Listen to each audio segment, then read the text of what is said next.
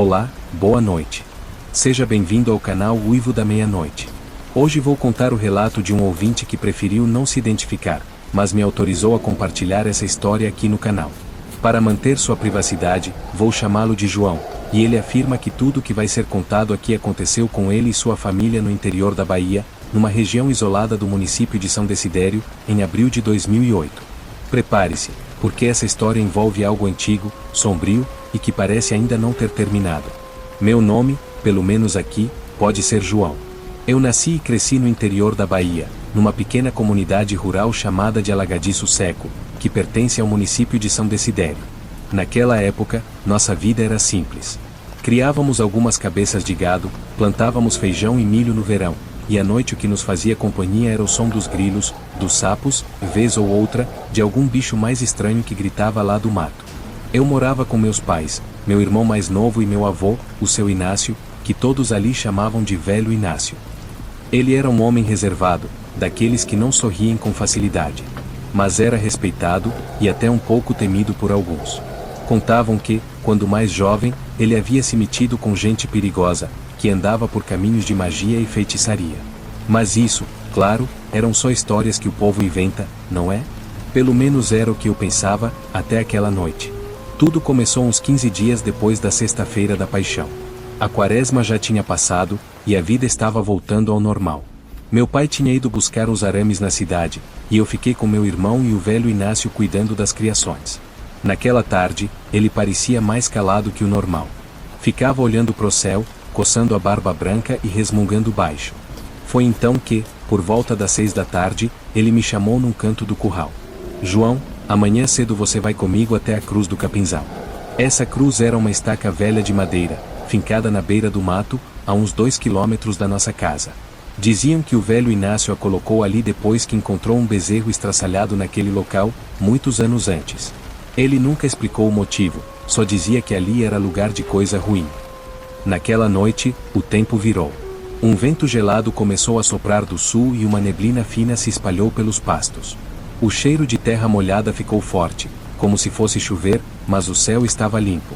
Eu dormi inquieto, escutando o uivar do vento, até que acordei de madrugada com um som que nunca tinha ouvido antes. Não era uivo de cachorro, nem grito de gente. Era um misto dos dois, arrastado, dolorido, como um lamento vindo do inferno. Me levantei devagar e fui até a janela. E foi aí que eu vi. Lá na porteira, a uns 50 metros da casa, tinha uma sombra enorme. Estava agachada, de costas. O que me arrepiou de verdade foi quando ela se levantou. A coisa devia ter mais de 2 metros. Tinha ombros largos, pelos escuros por todo o corpo e uma cabeça comprida, que lembrava a de um cão. Os olhos, mesmo de longe, brilharam em vermelho quando a luz da lua bateu. Eu congelei. Nem respirei. Só me mexi quando ouvi o som da porta da sala se abrindo. Era o Velho Inácio. Ele não me olhou. Só caminhou até a frente da casa, com um cajado de madeira que sempre ficava encostado na parede. Parou na varanda, levantou o cajado e, com a voz mais firme que já ouvi, disse: "Aqui não. Volte pro seu lugar." A criatura ficou imóvel por alguns segundos. Depois, deu 2 passos para trás, e sumiu no mato. Naquela noite, ninguém mais dormiu. No outro dia, o Velho Inácio me acordou antes mesmo do sol nascer. Eu ainda estava com a imagem daquela criatura viva na memória. Não falei nada, mas acho que ele sabia. Apenas me entregou um facão, colocou o cajado nas costas e seguimos pelos trilhos da roça em silêncio. Caminhamos em direção ao Capinzal, onde a tal cruz ficava. A trilha era coberta por vegetação baixa, e o orvalho da madrugada deixava tudo molhado. O mato batia nos tornozelos, e vez ou outra eu ouvia algum bicho correndo no meio da mata. O velho não dizia uma palavra, mas sua respiração estava pesada, como se carregasse mais do que o próprio corpo. Chegando ao local, vi que a cruz estava meio torta.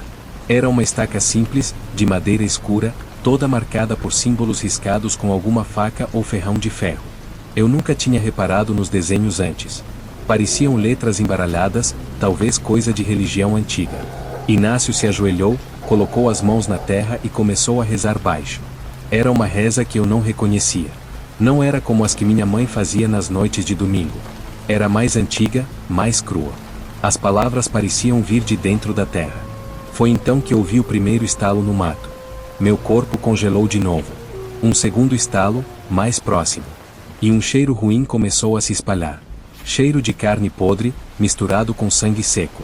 Olhei para o mato, mas não vi nada. O velho Inácio se levantou devagar, segurou o cajado com força e me disse em voz baixa: João, o que você viu ontem, viu sozinho? Eu balancei a cabeça devagar. Então continua assim. Antes que eu pudesse perguntar o que ele queria dizer com aquilo, o mato se abriu a uns 20 metros de onde estávamos. A criatura saiu caminhando, devagar, sobre duas pernas, com os ombros arqueados e os braços compridos roçando a vegetação. Tinha o peito largo e coberto por pelos, os olhos brilhavam de novo, mas agora eram dourados, como brasas vivas. O velho Inácio não se moveu. Ficou firme, com o cajado erguido. Hoje não, espírito velho. Aqui, tu não pisa. A coisa parou. Ficou olhando pra gente, farejando o ar. Eu tremia por dentro. Não sabia se corria, se rezava, se chorava.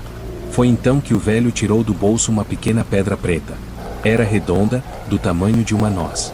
Ele a jogou com força na frente da criatura, que recuou como se tivesse sido queimada.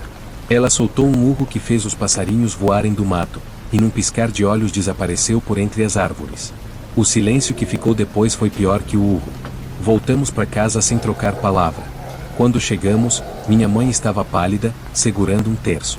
Meu irmão dizia que tinha escutado um som de unhas arranhando as paredes da casa durante a madrugada. O velho Inácio passou o resto do dia trancado no quarto. Só saiu ao entardecer, vestindo roupa preta, chapéu e uma sacola de couro. Disse que ia para casa de um primo em Riachão das Neves e que talvez não voltasse tão cedo. Não explicou nada. Só me puxou num canto, olhou nos meus olhos e disse: Você viu o que viu. Mas cuidado. Nem toda maldição some com o tempo. Algumas ficam presas em gente, em sangue, ou em terra. Ele partiu naquela noite. E foi aí que as coisas pioraram. Depois que o velho Inácio foi embora, a vida na fazenda começou a mudar. Aos poucos, como quem não quer ser notado. Começou com os animais. As galinhas paravam de botar, os porcos sumiam dos chiqueiros, e uma novilha apareceu com a barriga rasgada, como se tivesse sido atacada por algo muito grande. Meu pai dizia que era lobo, mas lobo ali? Nunca tinha nem se ouvido o uivo por aquelas bandas antes. Na segunda semana, começaram os ruídos. Primeiro, só à noite, passos pesados no terreiro, respiração forte nas janelas, arranhões no telhado. Minha mãe começou a dormir com a imagem de São Bento embaixo do travesseiro. Meu irmão, que antes não tinha medo de nada, passou a dormir comigo no mesmo quarto. Uma noite, acordei com um barulho vindo da cozinha. A porta dos fundos estava aberta, balançando com o vento, mas não havia vento nenhum. Fui até lá, tremendo como vara verde. A luz do lampião balançava, jogando sombras longas nas paredes. Foi quando vi, na porta, uma marca funda de garra. 3 riscos longos, como se alguém tivesse arranhado a madeira com navalhas. Eu quis correr, gritar, mas minha voz não saía. Foi nesse momento que ouvi, bem perto da mata, um uivo. Mas não era um uivo comum. Era um lamento, um chamado. Aquilo me gelou por dentro. Senti uma tontura e precisei me segurar na pia para não cair. Na manhã seguinte, contei tudo à minha mãe. Ela empalideceu na hora e chamou meu pai. Ele não acreditava nessas coisas, dizia que era imaginação, mas não negou quando viu a marca na porta. Só pediu que ninguém mais falasse daquilo, para não chamar desgraça para dentro de casa. Mas a desgraça já estava lá. Na terceira semana, minha mãe adoeceu. Uma febre estranha, que subia e descia sem explicação. Nenhum remédio caseiro resolvia. Minha avó, que morava no povoado vizinho, veio cuidar dela. Trouxe ervas, rezas e uma vela benzida.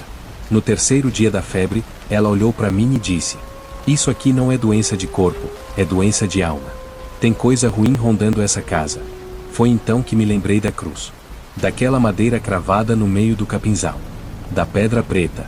Do velho Inácio. Peguei o cavalo e fui até a antiga roça. Quando cheguei lá, a cruz estava caída. A terra ao redor parecia revirada, como se alguém tivesse cavado ou arrancado algo dali. Ao lado da cruz, havia pegadas fundas, mas não eram humanas. Eram grandes, com garras. Marcas que se arrastavam em círculos, como se a criatura tivesse dançado ou feito algum tipo de ritual. Voltei com a cruz nos braços. Plantei ela no terreiro da fazenda, bem na frente da porta, e coloquei uma vela acesa aos pés.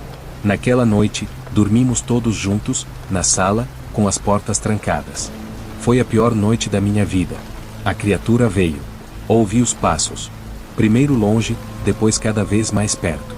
O som de patas arrastando, rosnados profundos, como se ela respirasse com raiva.